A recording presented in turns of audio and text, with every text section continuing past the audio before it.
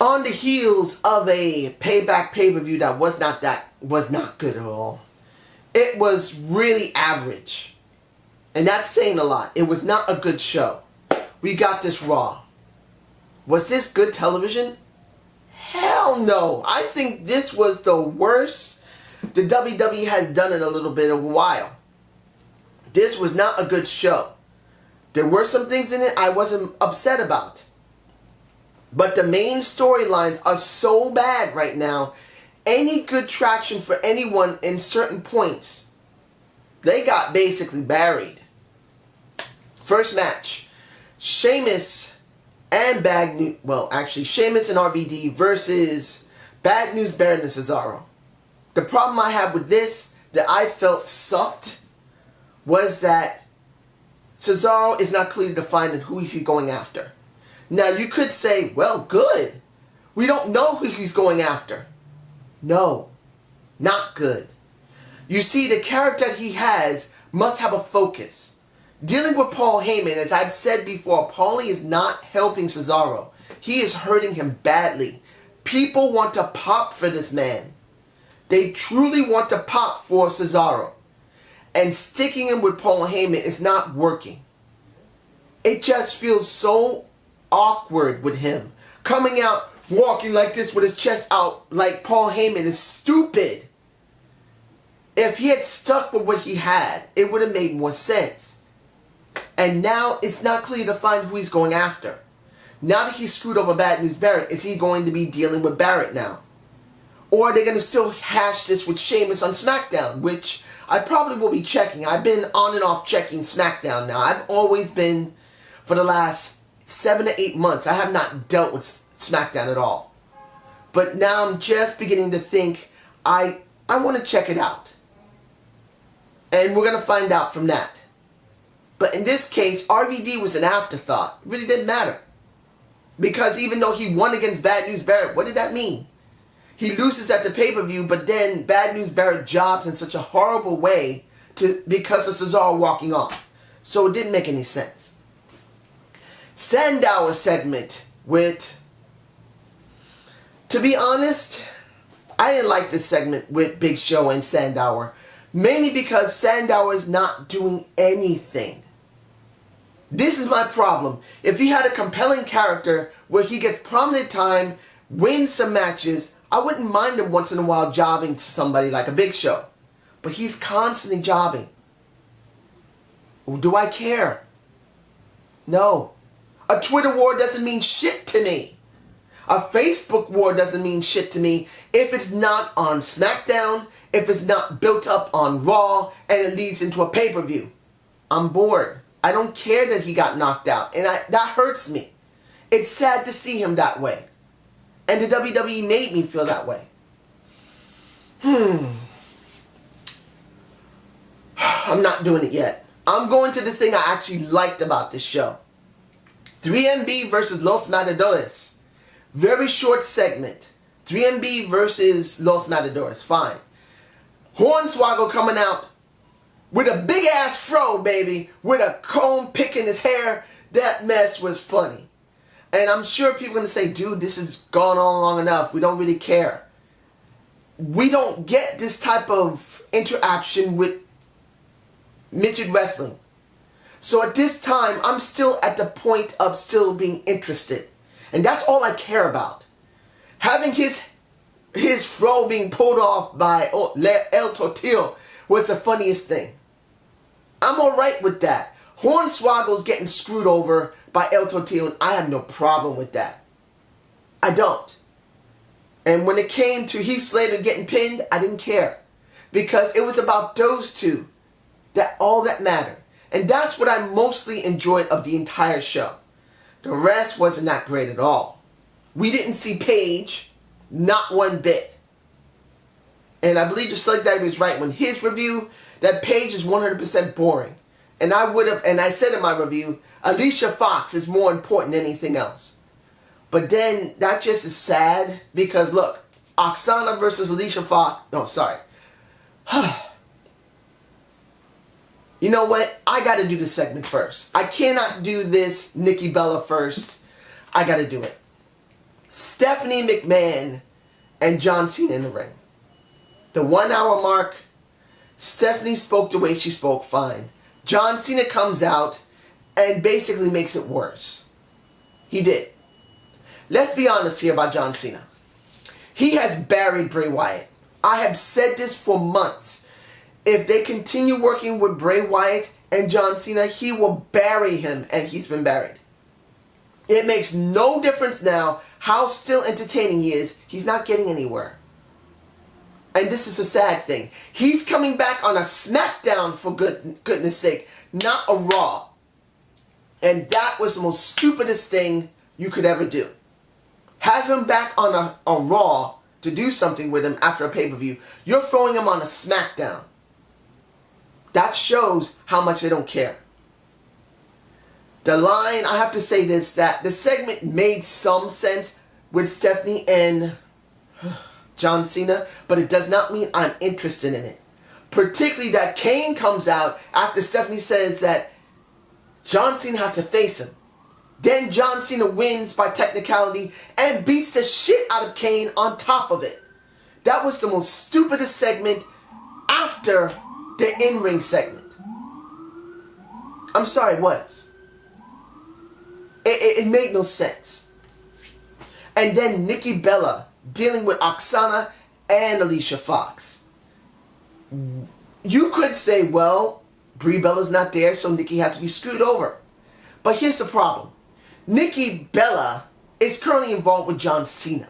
And they're doing everything they can to keep them separate.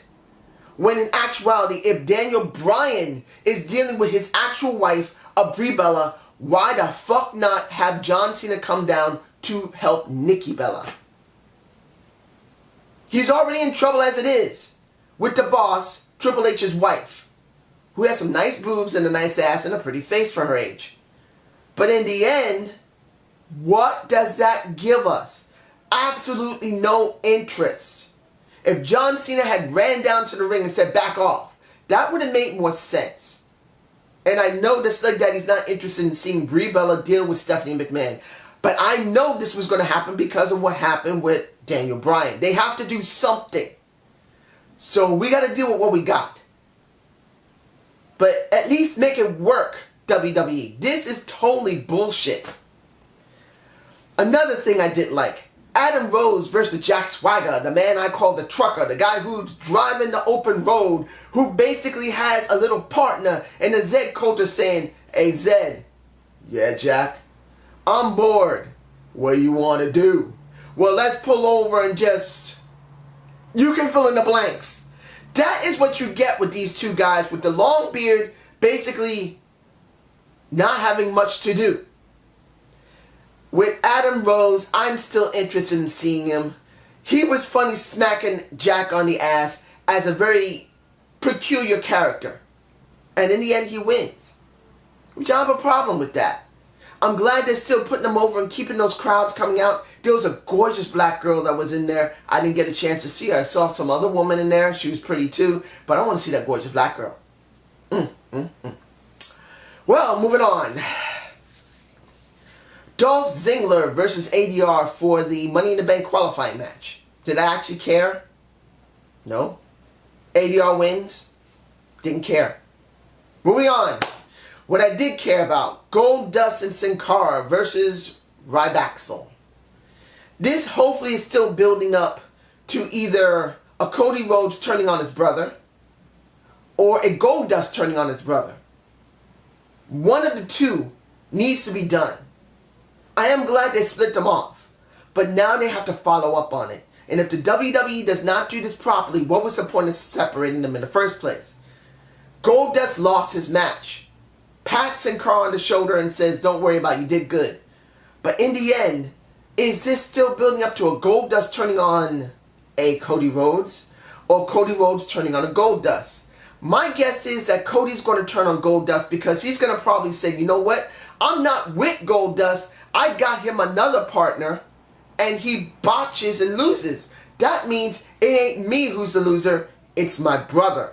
I bet you, and I state this right now, for the next couple of weeks, you're going to see Goldust with another partner, Goldust with another partner, and then eventually Cody Rhodes is going to come out and nail the shit out of his brother, saying that you were the problem. And that's how the feud will start. That's the way I see it. Alright, let's move on. Alexander Rusev segment. Getting the, the Russian Federation star, I believe.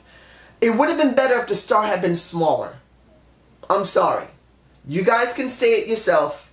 You can tell me how you feel about it.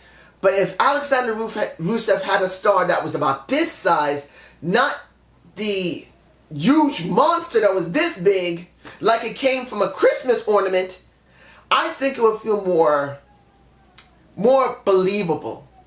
Now, don't get me wrong. The anthem for the Soviet Federation, Russia, was very good. The confetti coming down was actually very good.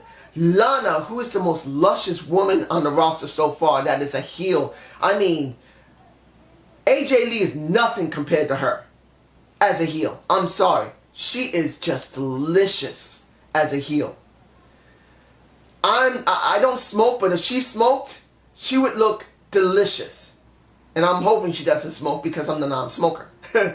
But you get my point. They did this part very well. The only gripe I have is that the star was too big.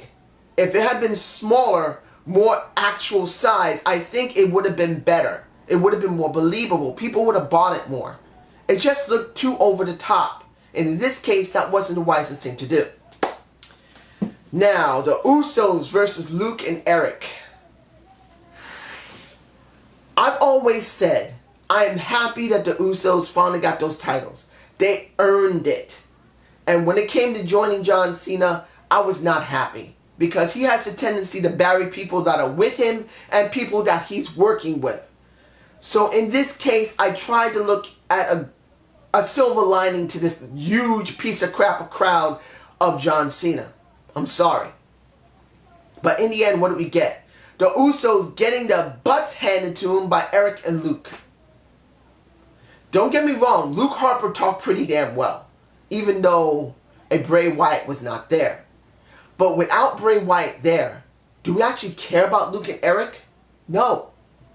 And as much as I wish I didn't say that, it's the truth. So when this happened, I wasn't happy about it and I didn't care about it. Bray Wyatt was the one that made it all work. And now he's supposed to appear on SmackDown. It's bullshit. I'm sorry, it's the truth. Let me see here. Am I forgetting anything? Not really. It's time to get this over with. The Evolution versus the Shield. In other words, Orton versus Roman Reigns. I'm about to say Seth Rollins. And the reason I say this botch is because this was the most wanky ending I've ever seen. If you're going to say one of them to turn, it would have been better for Dean Ambrose to turn.